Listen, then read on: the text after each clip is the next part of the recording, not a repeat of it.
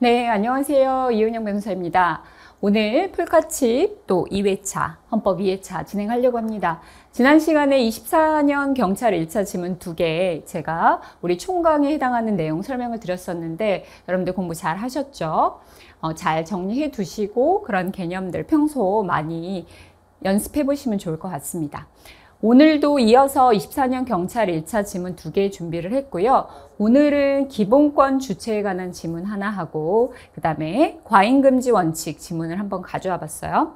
오늘도 총론에 해당하는 2개 지문이고 여러분들 수도 없이 반복되지만 많이 틀리고 있는 파트여서 제가 한번 오늘은 뿌리를 뽑아보겠다라는 마음으로 가져왔습니다. 자, 첫 번째 지문, 기본권 주체 지문부터 보겠습니다.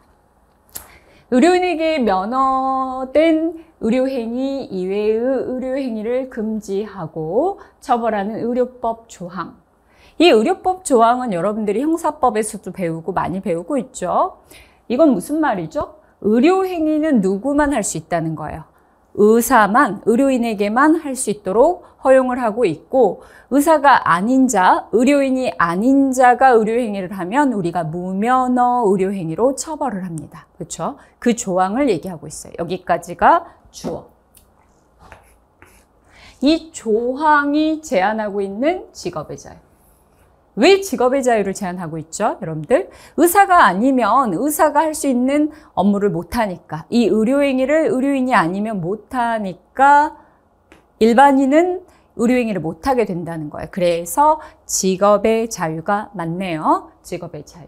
이것은 국가 자격 제도 정책과 국가의 경제 상황에 따라 법률로 제한할 수 있고 당연히 기본권은 법률로 제한할 수 있고 그렇죠? 여기까지도 문제가 없습니다.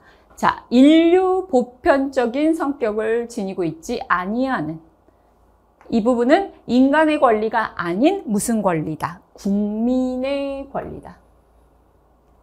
직업의 자유가 국민의 권리인가? 한번 생각해 봐야 되고 그 다음 여기까지 그 다음에 이제 등장하는 거죠. 원칙적으로 외국인에게 인정되는 기본권은 아니다. 결국 이 지문은 무슨 얘기를 하고 있어요? 외국인 길게 읽었지만 이 직업의 자유는 국민의 권리이므로 외국인에게 인정되는 기본권은 아니다. 그러나 절대 인정 안 된다는 말을 하지는 않고 원칙적으로 인정되지는 않는다라고 얘기하고 있네요. 여러분들 이거 어때요? 직업의 자유, 국민의 권리, 외국인에게 인정되지 않는다. 이게 원칙 판례. 맞죠? 맞는 질문입니다. 이 판례는 이렇게 읽어보면 쉽게 읽히는데 항상 이 외국인, 특히 직업의 자유, 외국인이 직업의 자유의 주체성이 되는지가 정말 수도 없이 출제가 됐습니다. 그런데도 그 지문이 조금씩 변형돼서 다른 문장으로 나오기 때문에 여러분들이 틀리는 경우가 왕왕 있다는 거예요. 그러나 이 판례를 우리가 접근할 때 항상 이 외국인의 직업의 자유가 어떻게 될 것이냐를 여러분들이 원칙 판례와 예외 판례를 구분해서 정리를 해야 됩니다. 그래서 제가 오늘 한번 정리를 해보려고 해요. 원칙 판례입니다. 바로 이 판례가 그거였어요.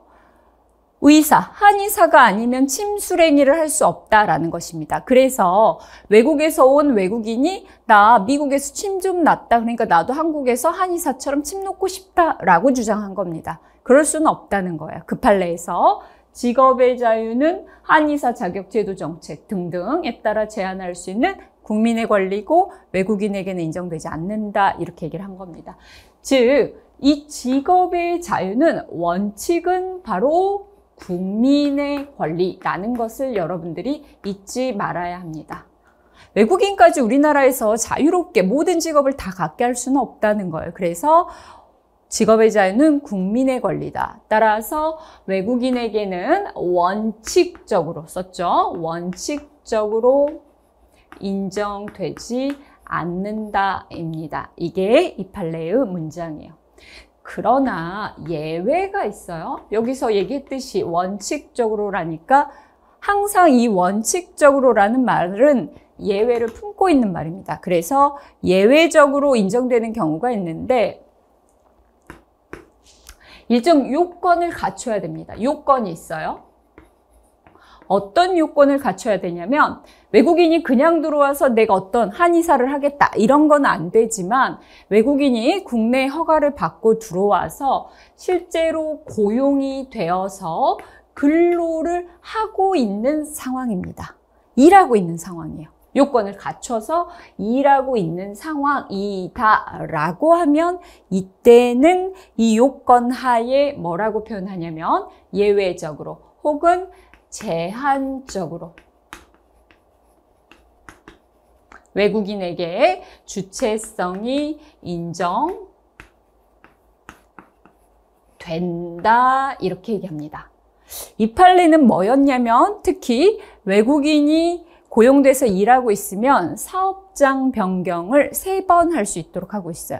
사업장 변경을 딱 3번 할 수 있도록 하는데 그것이 어떤 기본권을 제한하냐라고 했을 때 그 판례에서 직장, 중요하죠. 직장 선택의 자유. 직업의 자유의 내용으로서 이 직장 선택의 자유라는 것이 있는데 이 직장 선택의 자유는 이러한 요건을 갖춘 외국인에게 제한적으로 인정된다라고 하면서 특히 원래 직업의 자유는 국민의 권리지만 이 직장 선택의 자유만큼은 뭐라고 또 얘기하냐면 인간의 권리다라고 얘기해요.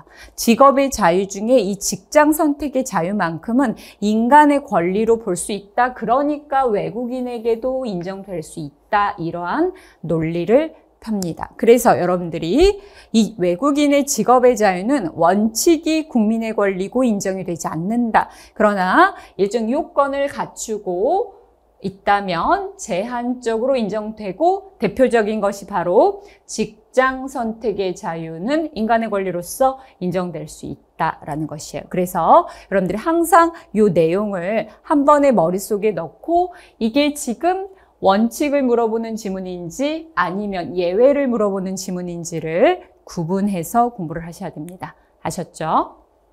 자, 두 번째 지문은 과잉금지 원칙, 다른 말로 비례 원칙이라고 부르는 내용입니다. 이 지문 여러분들 어마어마하게 틀렸죠? 이때 24년 경찰 1차 때 문제 7번 이 지문이 2번 지문이었는데 이 지문을 다 많이 틀렸어요. 그래서 가장 오답률이 높았던 지문이었습니다. 학생들이 그런 거예요. 여기서 항상 이 기본권을 제한함에 있어서 방법이라는 것과 여부라는 것에 평소에 A와 B를 붙이고 A와 B를 자꾸 바꿔내는 지문을 여러 번 기출지문에 풀어봤던 것입니다. 그래서 이 판례에서도 학생들이 A, B가 바뀌었는지만 확인한 거예요. 한번 볼까요? 기본권을 제한하는 규정은 기본권 행사의 방법 혹은 여부에 관한 규정으로 구분할 수 있다. 방법의 적절성 관점에서 입법자는 우선 기본권 행사의 방법에 관한 규제로서 시도를 한번 해보고 그게 안 될 때 그 다음 단계로서 여부 규제를 한다. 일단 할 수 있게 해놓고 수행 방법, 그런 절차적 문제 이런 부분에서 규제를 가는 것이 조금 더 약한 규제. 그게 아니라 야 너는 변호사 하지 마라고 여부를 결정하는 것이 더 센 규제. 그러니까 A를 먼저 해보고 안 될 때 B를 한다라는 거. 너무 잘 알고 외우고 있었단 말이에요. 그런데 여기서는 학생들이 방법 여부 맞네? 이 지문 맞는 지문이야 라고 넘어간 거예요. 그러나 우리 알고 있죠. 이 지문은 맞는 지문이 아니라 X지문입니다. 여러분들이 한 번도 함정을 파지 않은 부분에 함정을 팠더니 어떻게 돼요? 틀려버렸죠. 어떤 부분이었냐? 이 방법과 여부 중에 더 약한 규제인 방법 규제를 먼저 해야 된다라는 것은 어디에서 얘기하냐면 과잉금지 원칙은 우리가 4단계로 구분하죠.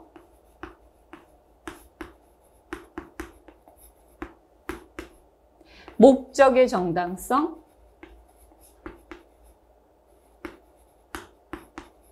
수단이 효과가 있냐를 얘기하는 수단의 적절성 또는 수단의 적합성. 세 번째, 여러 수단이 가능하다 하더라도 그중에 가장 피해가 적은 수단을 선택해야 된다는 피해의 최소성. 마지막, 공익과 사익 중에 공익이 더 커야 된다는 법익의 균형성. 이렇게 4개로 구성이 됩니다. 단계 검토하죠. 근데 여기서는 뭐라고 해요? 방법의 적절성 관점에서 라고 얘기를 하죠. 방법의 적절성 관점에는 어디에서 매칭되는 말이에요? 여기죠? 수단의 적절성. 그게 아니고 더 약한 규제를 써야 된다는 것은 뭐였어요? 여기죠? 피해 최소성. 방법 규제를 쓸 수도 있고 방법을 쓰든 여부를 쓰든 다 효과는 있다.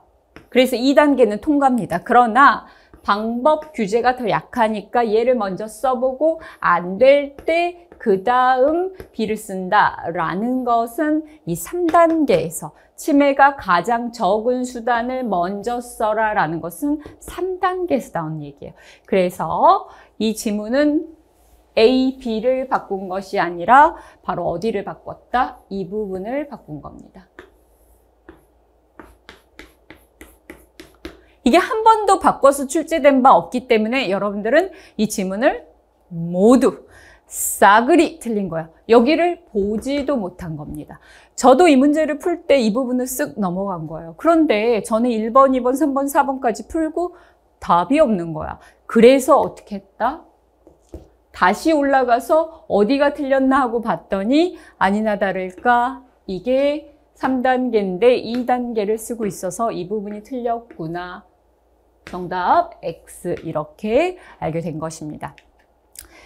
그러니까 이제 앞으로 지문을 외울 때 어떻게 한다? 방법 여부만 외우면 되는 것이 아니라 이 방법 여부가 어디에서 나오는 원칙이었는지까지도 생각해야 되고 이제는 그런 부분까지도 바꿔 출제할 수 있다는 것을 생각해야 됩니다. 그래서 여러분들이 이런 문제가 지금 최신 경향이거든요.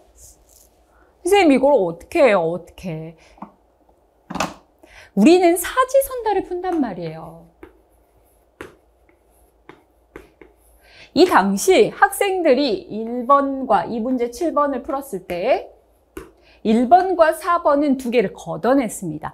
2번과 3번 중에 고민을 하고 있었어요. 그런데 이게 A, B가 맞게 들어있으니까 2번을 맞는 지문 처리한 겁니다.